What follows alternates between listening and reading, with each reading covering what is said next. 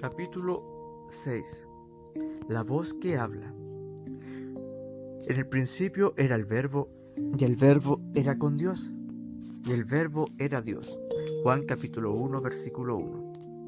Cualquier persona inteligente, aún no instruida en las enseñanzas del cristianismo, leyendo este texto llegaría a la conclusión que lo que Juan quiere decir es que Dios desea hablar y comunicar sus pensamientos a otros, y estaría en lo cierto.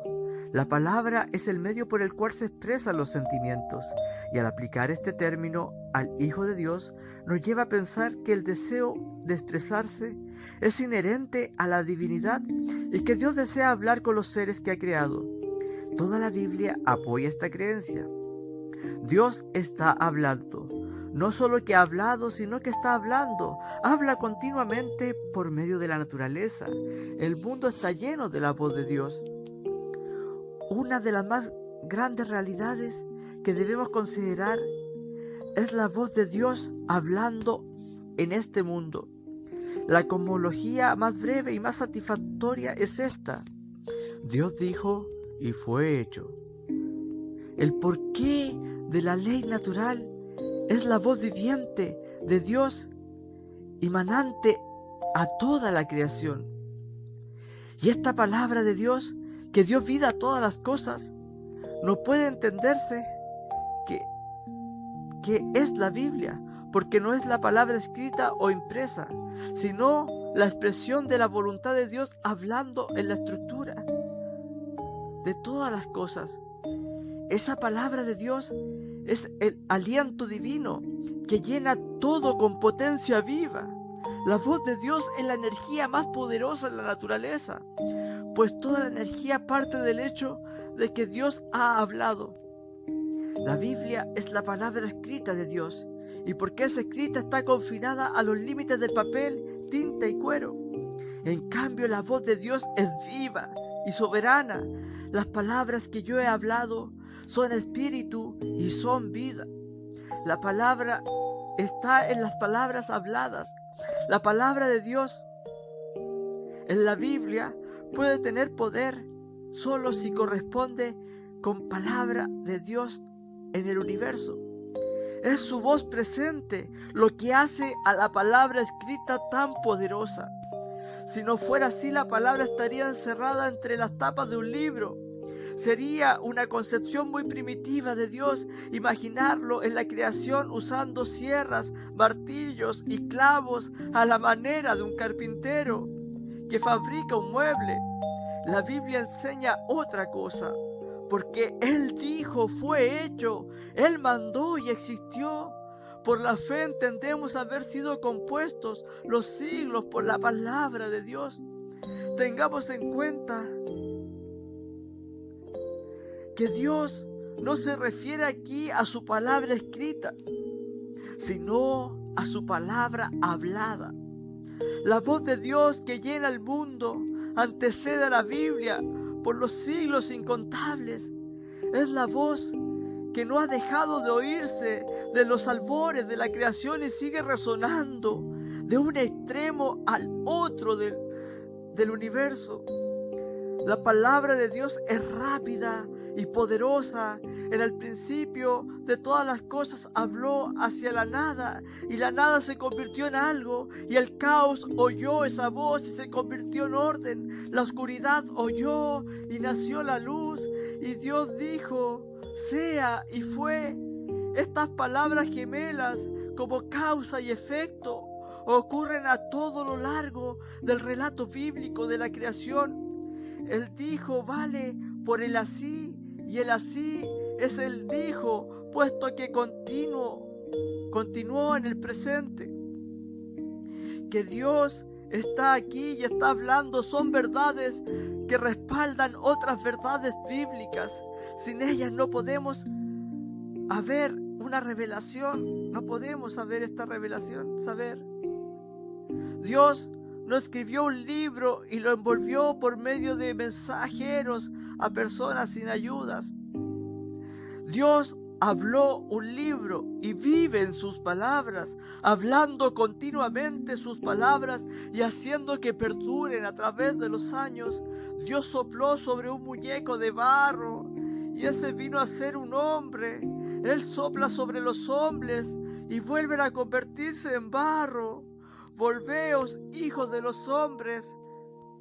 Fue lo que Dios dijo después de decretar la muerte a todo hombre. Y no fue necesario que dijera una sola palabra más. La triste posesión humana, desde la cuna hasta la sepultura, es la prueba suficiente de que la primera palabra fue verdad. Todavía no hemos dado la atención necesaria a esa profundidad, a esa declaración en el Evangelio de Juan que dice: aquel era luz verdadera que alumbra a todo hombre que viene a este mundo. No importa los cambios de puntuación que se hagan, la verdad permanece firme. La palabra de Dios afecta al corazón de todo hombre, como la luz lo hace al alma. En el corazón de todos los hombres brilla la luz y resuena la palabra y no hay manera de escapar. Algo así debe ser necesario si es cierto que Dios vive y está en el mundo. Juan afirma que es así. Aún las personas que nunca han leído la Biblia han recibido en sus conciencias mensajes suficientemente claros, la manera que no pueden decir que no han oído la voz de Dios, mostrando la obra de la ley escrita en sus corazones, dando testimonio su conciencia y acusándoles o defendiéndoles sus razonamientos, porque las cosas invisibles de Él, su eterna potencia y divinidad, se echan a ver desde la creación del mundo, siendo entendidas por las cosas que son hechas, de modo que son inexcusables. Los hebreos de la antigüedad le daban su nombre a la sabiduría, a esa voz que estamos tratando, pues decían que se oía en todas partes y que recorría la tierra en busca de respuesta de parte de los hijos de los hombres. El capítulo 8 del libro de Proverbios comienza así: no clama la sabiduría y da voz la inteligencia. Entonces describe la sabiduría como una hermosa mujer. Se para en las alturas y en las encrucijadas de los caminos. Dirige su voz a todas partes para que nadie deje de oírla y dice: oh hombres, a vosotros clamo, dirijo mi voz a los hijos de los hombres. Seguidamente se dirige a los simples y a los faltos de cordura y les aconseja que escuchen lo que dice. Lo que pide la sabiduría de Dios es atención espiritual, pero rara vez este pedido es escuchado. La tragedia consiste en que nuestro bienestar eterno depende de nuestro oír, y hemos enseñado a nuestros oídos a no escuchar. Esta voz universal ha resonado siempre y a menudo atribulado a los hombres, aun cuando estos no se daban cuenta de dónde provenían sus temores. ¿No será esa voz que se cierne como niebla vital sobre los corazones de los hombres y mujeres, los que ha despertado sus conciencias y sus anhelos de inmortalidad de millones de seres humanos desde los árboles de la historia? No tenemos por qué temer eso. La voz hablando es un hecho. Como los hombres han reaccionado ante ellas, es algo que se debe observar. Una vez que Dios habló a nuestro Señor desde el cielo, algunos que oyeron atribuyeron la voz a causas naturales. Ha sido un trueno, dijeron. Este hábito de explicar las cosas por causas naturales es la raíz de la ciencia moderna. En el soplo de la vida del cosmos hay algo misterioso, algo sumamente pavoroso que la mente humana no alcanza a comprender. El creyente no pretende comprenderlo, simplemente cae de rodillas y exclama: Dios. El hombre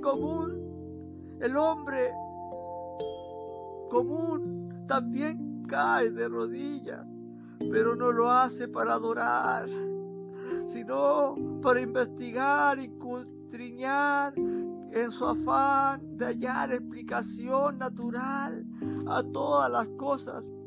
Estamos viviendo en un siglo secularizado. Nuestros pensamientos y hábitos son los del científico, no los del adorador.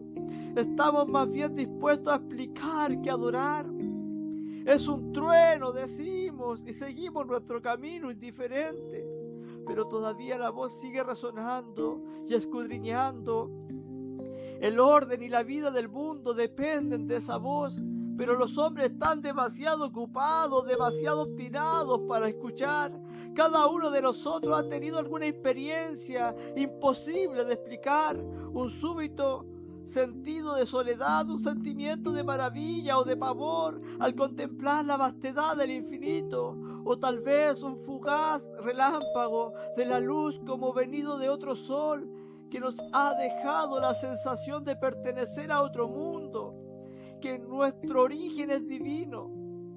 Lo que hemos visto entonces, su sentido o aprendido, es diferente a todo lo que nos enseñan en las escuelas o en la amplia gama, es distinto de todas nuestras anteriores experiencias o opiniones. Nos vimos entonces forzados a suspender nuestras dudas cuando por un breve momento las nubes se retiraron y pudimos ver y oír por nosotros mismos. Cualquiera sea la explicación que demos a estos casos, no seríamos justos si excluyéramos completamente a Dios, negando que no estuviera hablando en ellos. Nunca tengamos a tal petulencia. Es mi propia creencia, y no me enojo si alguno opina de distinta manera, que todo lo bueno y lo bello que hay en el mundo, producido por el hombre, es el resultado de su falaz y pecaminosa respuesta a la voz creativa que resuena en toda la tierra. Los filósofos moralistas que soñaron sueños de virtud, los pensadores religiosos que especularon acerca de Dios y la inmortalidad, los poetas y artistas que crearon de la materia común obras imperecederas de belleza. ¿Cómo se puede explicar? No es suficiente con decir se trata del genio. ¿Qué es el genio? El genio podría ser un hombre perseguido por esa voz que trabaja afanándose como un poseído por ver si logra alcanzar un fin que vagamente comprende. El hecho de que el genio sea hombre o mujer, no crea en Dios o que aún hable o escriba en contra de él, no contradice lo que estoy diciendo. La revelación de la obra redentora de Dios que se halla en las Escrituras es necesaria para la obtención de la fe salvadora y la paz con que Dios, la fe en Él, en el Salvador resucitado, es necesaria para la obtención de paz y tranquilidad y para adquirir fe en nuestra inmortalidad. Para mí todo esto es una adecuada explicación de todo lo bueno que exista fuera de Cristo, pero usted puede ser un buen cristiano sin aceptar mi tesis. La voz de Dios es amistosa. Nadie necesita asustarse al oírla, a menos que antes haya hecho la decisión de no obedecerla. La sangre de Cristo ha cubierto no solo la raza humana, sino toda la creación también, por cuanto agradó al Padre que en Él habitase toda plenitud y por Él reconciliar todas las cosas consigo, así las que están en la tierra como las que están en el cielo, haciendo la paz mediante la sangre de su cruz. Podemos predicar con toda confianza acerca de un cielo amistoso. Los cielos y la tierra están llenos de la buena voluntad de aquel que habitó en la zarza. La sangre perfecta del sacrificio expiatorio asegura esto para siempre. Quien quiera que desee detenerse al escuchar, oirá hablar a los cielos. No está en la hora de que los hombres no están dispuestos a escuchar, porque al escuchar no es parte de la religión popular de hoy en día. Nos encontramos en el polo opuesto. La religión ha aceptado la monstruosa herejía de que el ruido, el tamaño, la actividad, el estrépito hacen estimable al ser humano delante de Dios. A un pueblo que está sumido en una cima de violencia, Dios le dice: estad quieto y conoced que yo soy Dios. Hoy en día, Dios quiere que aprendamos de nuestra fortaleza y seguridad. No dependen del ruido, sino del silencio. Es necesario que estemos tranquilos y en silencio para oír la voz de Dios. Lo mejor es que estemos con nuestra Biblia abierta ante nosotros. Entonces, si lo deseamos, podemos acercarnos a Dios y escuchar lo que Dios está hablando a nuestro corazón. Pienso que la mayoría de las personas el procedimiento será algo como esto: primero un sonido, como de una presencia caminando en el jardín. Después una voz, algo más inteligible, pero todavía está lejos. Luego, el momento feliz cuando el Espíritu comienza a iluminar las Escrituras, y esto que al principio fue solo un sonido, después una voz, llega a ser una palabra clara, cálida, íntima, amable, como la del mejor amigo. Enseguida vendrá la vida y la luz, y lo mejor de todo, la capacidad de ver y descansar, abrazando a Cristo como el Salvador y Señor de todo. La Biblia no podrá nunca ser un libro vivo hasta que no reconozcamos que Dios habla en el universo. Saltar de un mundo impersonal y muerto a una Biblia dogmática es algo demasiado para muchas personas. Ellos pueden admitir que deberían aceptar la Biblia como la palabra de Dios, pero de allí a creer que cada palabra es para ellos, media un gran trecho. Un hombre puede decir: estas palabras son pero a mí, pero todavía seguir pensando en su corazón que no lo son. Él es víctima de una psicología dividida. Trata de pensar que Dios está en el mundo, en todas partes, y que habla solo en un libro. Creo que mucha de nuestra incredulidad religiosa se debe a que tenemos una equivocada concepción de la Escritura. De verdad, un Dios silencioso comienza a hablar súbitamente en un libro, y cuando éste queda terminado vuelve a guardar silencio por el resto de los siglos. Y ahora leemos el libro como si fuera solo un registro de lo que Dios dijo en los tiempos que hablaba, como nociones como que están en nuestra cabeza. ¿Cómo podemos creer? El hecho es que Dios no está mudo y silencioso, que nunca lo ha estado. Esta es la naturaleza de Dios, hablar. La segunda persona del Dios Trino es llamada la palabra. La Biblia es el resultado del continuo hablar de Dios, es la declaración infalible de su mente dicha para nosotros en palabras comprensibles y familiares. Creo que un nuevo mundo surgirá de la actual niebla religiosa cuando nos acerquemos a la Biblia con la idea de que no solo es un libro que a la vez ha hablado, sino que aún nos habla todavía. Los profetas decían habitualmente: así dice el Señor, y daban a entender a los oyentes que Dios estaba hablando siempre en tiempo presente. Podemos usar el tiempo pasado para hacer ver que en algún momento en el tiempo pasado Dios habló, pero lo que Dios dijo una vez sigue repitiéndose, como la criatura que ha nacido sigue viviendo y un mundo que fue creado sigue existiendo.